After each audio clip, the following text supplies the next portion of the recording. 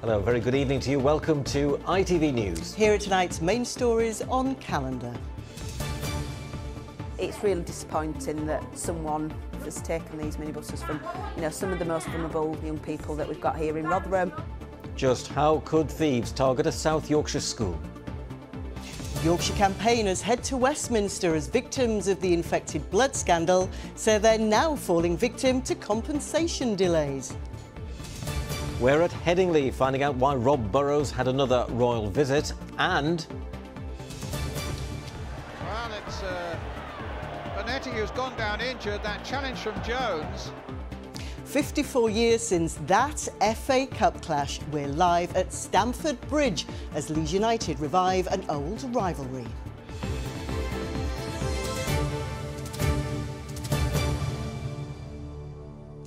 Well, first tonight, pupils and staff at a South Yorkshire special needs school say they're devastated after thieves stole not one but both of their wheelchair-accessible minibuses. Newman School in Dinnington had its first vehicle stolen just before Christmas.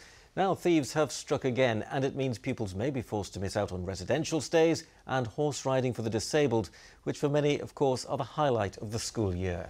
Well, now a veteran fundraiser is urging people to get behind the school and help provide the money for a replacement minibus. John Hill reports. We don't know how many people did it, but I hope they really do get punished. What do you think about? Hopefully, please catch them.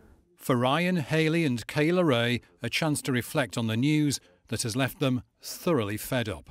Can't go anywhere. It's just terrible. Thieves first struck here in the school car park just before Christmas. That was the first minibus gone, but then just 2 days ago, this second minibus, its coachwork emblazoned with the school logos, was stolen as well. After the first minibus was stolen on December the 20th last year, well, the school took extra security precautions both here in the car park and on the remaining vehicle. But it was to no avail. Nobody here can quite believe it. What do the minibuses allow you to do? They allow us to travel places like swimming and stuff, and going to school trips. So they're really useful? Yeah. It's annoying that one minibus got stolen, and then they had to go for us again at Newman School and steal our other bus, and to me that is bad, and hopefully they get punished for what they've done. Don't twist it all the way around again. Everyday lessons and sports are continuing for the school's 183 students who have complex educational needs. But the specially equipped buses allowed them to enjoy a whole range of activities off-site. It's unfortunate that students now can't take part in a lot of the activities that they plan to take part in, things like residentials, off-site activities. We go a lot into the community, a lot, horse riding, all those wonderful things that we do at Newman and that the students really enjoy. We're going to really struggle to do those things now. Touched by the pupils' predicament is veteran fundraiser Ray Matthews. He raised thousands of pounds for the school, running 75 marathons in 75 days at the age of 75. He now wants to inspire the local community to help raise funds to replace the stolen minibuses. These children, they love getting out into fresh air. They can't do it on their own. We can't just take them out in a car. We need proper transport for them, safe and secure. And so we can get the wheelchairs in. Let's get on with getting these new buses for these kids. After a testing time, it seems certain that the classmates of Newman School would welcome any help to give them back a little of what they've lost. John Hill, ITV News, Dinnington. Let's hope that someone out there knows something about that incident and can help. We will, of course, keep you up to date with any developments. Next tonight, the government is dragging its feet on compensating victims of the contaminated blood scandal. The words today of a man from York who joined a mass protest at Westminster today. Yes, Norman Revell has had a life of ill health after being infected with hepatitis C. He was given infected blood after he was in an accident in the 80s. He and hundreds of others want compensation, but many victims have died whilst waiting for a payout. Well, the issue was raised in Prime Minister's questions earlier, and the government says it has accepted the moral case for compensation. Tom Sheldrick is at Westminster, and Tom, the pressure is piling on the government on this issue now, isn't it? Yes, before Christmas, MPs voted to speed up compensation for the victims of what has been described as the biggest treatment disaster in NHS history. And campaigners were here today to keep up that pressure. They lobbied politicians both inside and outside Parliament. They say that one person who was given infected blood dies every 4 days now without receiving full compensation. Among those who made the journey today was Norman Revel from York. His mental and physical health has been badly affected after being infected by hepatitis C due to contaminated blood. He feels the government are dragging their feet. It's time now to actually give everybody the indication that they're going to get some compensation for this. And you know, there's a lot of people here who have been affected by it. But you know, there's a tremendous amount of people who aren't here because of the number of people who have died. So Tom, what's the government's position on this? Well, they have paid some interim compensation, but last year the chair of the public inquiry into this scandal said that there should be a full compensation scheme, including for the children and parents of victims, set up as soon as possible. The government have resisted that, though, and Rishi Sunak was asked about it again today at Prime Minister's Questions by a Hull MP who's led a cross-party group on this. Will the Prime Minister join families who are lobbying Members of Parliament here today to explain why his government has failed to implement any of those recommendations 11 months on? We've consistently acknowledged that justice should be delivered. I gave evidence to the public inquiry last year. The government has accepted the moral case for compensation, and which is why on Monday in the other place we committed to bringing forward amendments at report stage of the Victim and Prisoners Bill with the intention of speeding up the implementation of our response to the infected blood inquiry. Now, that is not a change to the government's position, which is to wait until they receive the final report from the public inquiry, which is due in May, before setting out their approach to full compensation. And it is not what the campaigners will have wanted to hear. No, certainly not, I'm sure. Thanks very much, Tom Sheldrick, live at Westminster. Now, Princess Anne, the royal patron of the MND Association, has been to Headingley today to thank the rugby league legend Rob Burrow for his tireless efforts in raising money for the cause. Rob was diagnosed in 2019 and since then has spearheaded a drive to raise millions of pounds to build a specialist centre in Leeds to help future sufferers of the degenerative disease. Well, Katie Oscroft joins us live now from Headingley. And Katie, that pitch behind you really is a special place for Rob, isn't it? All in darkness now, Tina, but yes, it is. From his time as a Leeds Rhinos player, and who could forget right down there almost a year ago, that emotional moment when his great friend and teammate Kevin Simfield carried Rob across the finish line of a marathon in his name, which raised all that money for that MND centre. And today, Princess Anne came here just to say thank you to Rob for all he's done to bring MND to the front of people's minds. She made a beeline for the Burrow family. They've met before, of course, when she awarded him his MBE. And Rob's wife, Lindsay, told me just how precious days like this are. These are kind of, really special memories that we'll look back on, and it's just such an honour and privilege to be here today. In company with so many people, amazing, inspiring people that have, done so much to raise money and awareness of MND since Rob's diagnosis. So we're just really grateful to be here today. And Katie, just remind us where the money's going. Well, Ian, it will, of course, go to some of it to that MND centre, which is being built at Seacroft Hospital in Leeds. You can see the signs there of activity. The site is very clear. It will also go to research for treatment and perhaps even a cure for this cruel disease. And the chief executive of the MND Association, on behalf of Princess Anne, said today she couldn't thank the rugby league community enough for what they've done. They've just been amazing. They've absolutely brought this disease to the forefront of everybody's minds, and MND is no longer something that's not understood by the general population, so that's fantastic. In Rob, his wife Lindsay and all their family, with his friend Kevin Simfield and the whole Leeds Rhinos team, without Rob allowing us into his life as he has, none of this would have been possible. Well, fundraising for that MND centre in Leeds now stands at £5.4 million. But today, well, what a day for the Burrow family.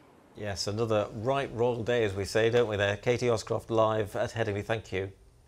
Well, from a royal visit up at Headingley, coming up a little later, Chris has been down the King's Road. Yes, we're expecting a real battle royal here at Stamford Bridge tonight as Leeds and Chelsea renew old rivalries in the FA Cup. I'll have the build-up a little later. And although we had a little bit of brightness first thing this morning, we struggled with sunshine with thicker cloud for the afternoon. I definitely preferred yesterday's story with that mix of sunshine and showers. I'll have your forecast for the rest of the week a little later on. Now, if someone collapses and goes into cardiac arrest in the street, they need urgent life-saving care. But according to one leading first aid charity, women are less likely to receive that treatment than men. It's a terrifying situation. The best treatment is chest compressions, of course, and a defibrillator to try to restart the heart. But experts say too many people worry about removing a woman's clothes and touching their chest. James Webster has been speaking to one woman who had a cardiac arrest at work. My colleague opened the door for me and he said I looked ash grey and I collapsed to the floor. So they called 999, who obviously asked them to start doing CPR, and my heart started beating again. It may sound like a cliche, but Suzanne Hughes knows she really is lucky to be alive. The scar on her chest, a reminder of the near-fatal cardiac arrest that could have killed her without the first aid administered by her colleagues. If it wasn't for them doing the first aid course, to do the CPR, I wouldn't be here. If you come across an adult who is unresponsive and not breathing normally, call for help. One of the country's leading first aid providers is the St John Ambulance. You will need to start with chest compressions. But their research shows women are less likely than men to receive such treatment, as Jackie from the charity's office in Harrogate explains. I think that's probably because people are frightened of being accused of abuse. There's so much in the media that people get accused of touching when they shouldn't touch. I think it's worrying that people aren't confident to do CPR, because if they don't get CPR within the first few minutes, the brain loses the oxygen and they're not likely to survive. Of course, people are concerned that somebody touching a female, maybe having to remove clothing, exposing them, could be very uncomfortable for them. But actually, saving a life is far more important. Stand clear. Press the flashing orange button now. Shop delivered. Trainers are now putting a renewed emphasis on putting aside any self-consciousness to make sure that anyone who needs such life-saving first aid receives it. James Webster, ITV News. James, thank you. Now, Ian, are you a keen gardener? Do you know, I don't mind spending a bit of time in the garden, doing a few jobs. I quite enjoy it. Oh, definitely. That's good. It's good for you as well. I only have a very low maintenance garden. It's just a bit like a yard, to be honest, so the answer's no. Right, well, it's interesting, I wonder if you ever think what goes into the compost that you use. Well, the government wants to ban the use of peat as one of the ingredients in it. It's to protect our precious peatlands in places like North Yorkshire. Yes, the ban has been slow to come about, so environmentalists are telling us to think carefully about what we buy. Nick Smith reports. Peatlands are among our most rare and important habitats. Formed over millions of years, they play a vital role in carbon storage and biodiversity. But peat has long been identified as an ideal growing material in horticulture. And now, 4 out of 5 of our peat bogs have been damaged by extraction processes. Here at Potterick Carr Nature Reserve in Doncaster, the local wildlife trust welcomes plans to phase out its use, but says products grown in peat are still being sold without clear labelling. I think a lot of people are aware of, for instance, bagged compost in peat, and there's a perception that because government has announced legislation to ban that problem's solved. But also people are unaware of peat cropping up in things like bagged salads, potted herbs, mushrooms.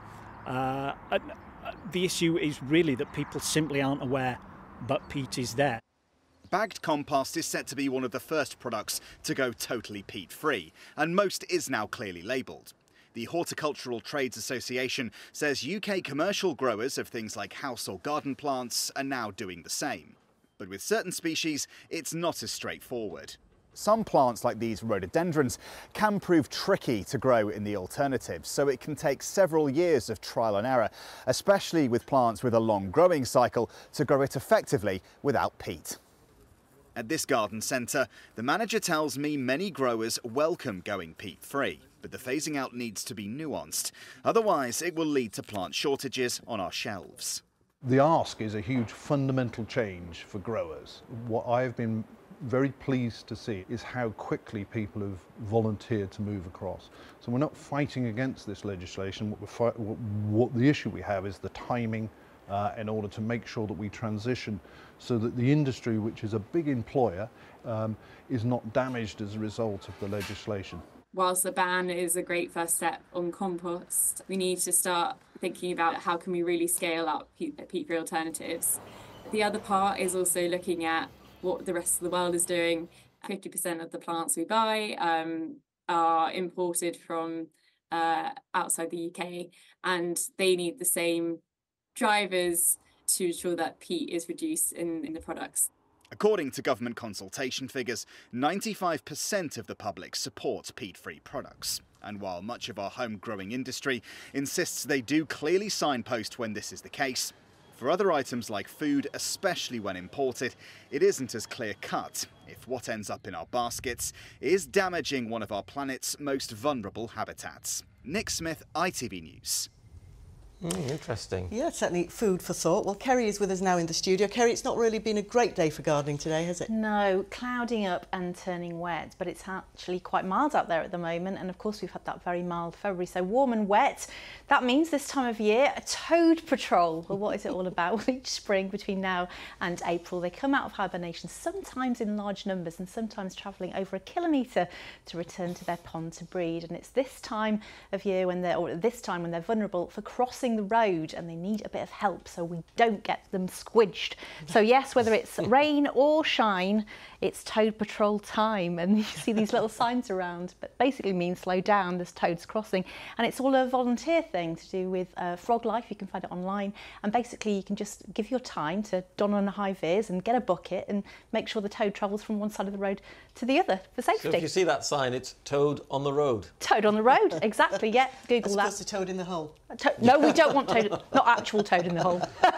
Well, the toads won't be happy with the weather that's coming at the end of the week. Lots of people asking about snow, so I'll just give you what we know thus far. Often unsettled over the next few days, turning colder. There is a snow risk on Friday. What does that mean? Well, the snow risk is for mainly the hills, so the Pennines and especially the Dales. It will be short-lived if you get it on Friday morning, and it will be very localised. Now, the Met Office haven't issued a warning at this stage, but there is a little area there. You can see it's our higher routes, our prone routes, where we'd get anything cold and wet and wintry, where there could be 5 to 10 centimetres right over the tops, 250 to 300 metres, mainly on grassy surfaces, but likely to see and get some settling snow right over the tops. But for all of us, by Friday into Saturday, wintry hazards return, so fog, frost and ice, and yes, a little bit of sleet and snow, and maybe even some hail on Saturday out of any showers. So there you go. We have been warned, Kerry. Yeah. Thank you very much. Yes, full forecast shortly. Now then there was one. Flying the flag for our region in the FA Cup are Leeds United, and tonight they have the chance to reach the quarter-finals for the first time in 21 years. Yes, but it's not going to be easy. The Whites take on Premier League side Chelsea at Stamford Bridge. And there for us this evening is Chris Dorks. Chris, looking forward to tonight's game, I guess? Certainly am, Tina. Yeah, the fans are starting to filter through. We've got a little bit of drizzle in the air, but you know what? It's not going to put out the fire here tonight. This is a game that's packed full of history. It's a rivalry renewed, a rivalry that spans decades. The most famous game between Leeds and Chelsea, no doubt that 1970 FA Cup final. The first game at Wembley ended in a 2-2 draw. The replay at Old Trafford ended with a Chelsea win, but it's probably best remembered for those flying tackles and challenges made by the likes of Ron Chopper Harris and Norman Bite Your Legs Hunter as well. In terms of modern day Chelsea and Leeds United, well, Chelsea, they spent billions over the last couple of years, and that's probably bought them more problems than points in the Premier League. Leeds United, well, they've had 9 straight championship wins, haven't they? Instrumental in that run for Leeds has been 17-year-old Archie Gray, who's the nephew of Eddie Gray, who played in that 1970 Cup final as well. Well, earlier this week I spoke with Archie and started by asking him how he feels to be playing here at Stamford Bridge tonight. It's games that you look forward to, especially when the Championship, the big teams in the Prem, and they've just played in a final. So at the moment, they're probably one of the biggest teams in the world. So it's just a game that you can dream of when you're a kid and stuff like that. Especially Leeds versus Chelsea, what there is behind it and the rivalry. It's just, you know, a massive game for us and a massive game for them too. You mentioned about the rivalry between Chelsea and Leeds. Have you been told about that from way back when your great Uncle Eddie played in 1970 in the cup final? Yeah, I've always known about Leeds and Chelsea, and it's a massive rivalry for Leeds and for Chelsea as well. Do you know what I mean? It's going to be a big game, and the fans will be at it, so it'll be a great game to be playing in and be involved in. So yeah. Has Eddie ever spoken to you about that final and the replay in 1970? Yeah, well, I can't remember if he told me specifically about the game. I've watched a few highlights and how many red cards there should have been. Well, Michael Oliver re-refereed it in 2020. He said there should have been 11 red cards in that game. Yeah, it was. Some of the challenges then were absolutely crazy. So. Eddie came in for some stick. Yeah. Yeah. Jones looking for Eddie Gray. Foul on Gray by Ron Harris. I imagine, though, that the rivalry is still there to this day, and it could be quite a feisty game on Wednesday. Yeah, you know, it's going to be a competitive game. It's a cup, and obviously we both want to go as far as we can in the cup. And for once, you're probably going to go in as underdogs. Yeah, well, sometimes it's good to be the underdog, and you've not really got any expectations. You can go out there and perform your best with not as much pressure as, you know, being expecting to win. So yeah. Well, what a mature and level-headed young man. And talking of mature and level-headed, we've got the former Leeds and Chelsea defender, Tony Dorigo, with us. Tony, good to see you and thanks for joining us. Whose side are you going to be on tonight then? Only one side, that's Leeds United. I always want Chelsea to do well, I have to say, unless they play Leeds United. So, yeah, hopefully we come out on top. We just heard from Archie there. You played full-back, of course. He's really made the right-back position his own this season. How highly do you rate Archie? I can't speak highly enough of him, and I don't want to put on any sort of pressure, but he is having a fantastic season. I keep having to pinch myself. He's only 17 years of age. His decision making is getting better and better. He's playing in a position where it's not natural to him, but he is learning so very quickly. And for me, it's the mental side. The top players, it's mentally where they've got that much more than someone else. I can already see it in him at 17, and it's wonderful to see. 9 wins in a row for Leeds in the Championship. How do you rate the chances here at Stamford Bridge tonight? It's going to be difficult tonight. I've watched Chelsea a few times this season. I have no idea what sort of Chelsea side I'm going to see. They can be very bad, or they can be very good. Last time out, certainly at the Cup at Aston Villa, I thought they were superb, beating them. Wolves at home, awful. The Cup loss is difficult for them to take. Will they come out and give a reaction, or will they find all that just a bit too much? So let's see how they turn up. But for us, what's important for us? It is about clearly playing well, coming out here and enjoying it and entertaining.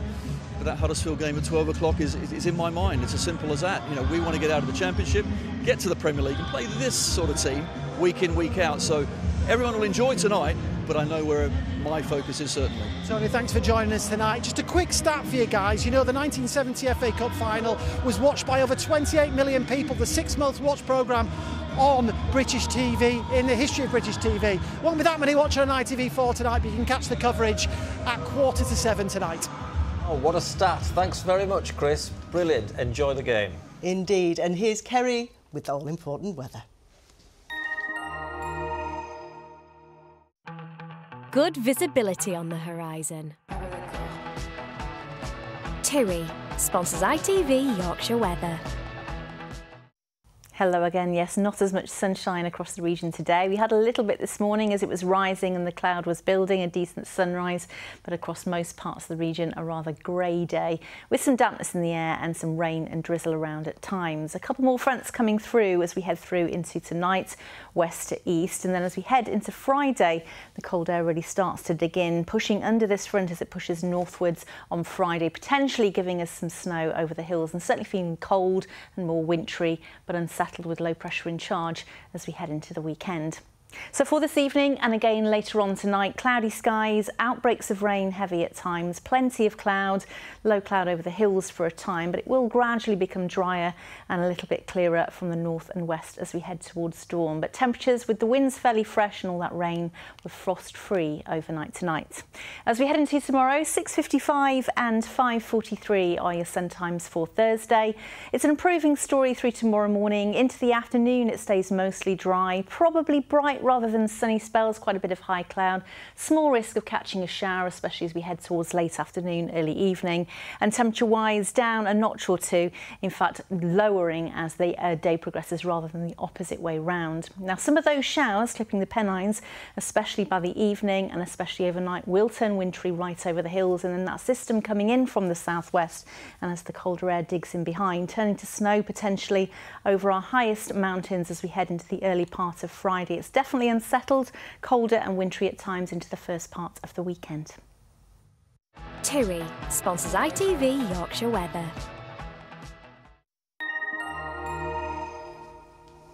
There you go. Winter holds on for the start of our meteorological spring on Friday. But hopefully it won't be too long before spring has properly sprung. Let's hope so. Next week looking drier. Oh, fantastic. And thanks for the toad update as well. We enjoyed that. That's all for now. We'll see you again tomorrow at 6. Good night. Good night. Bye.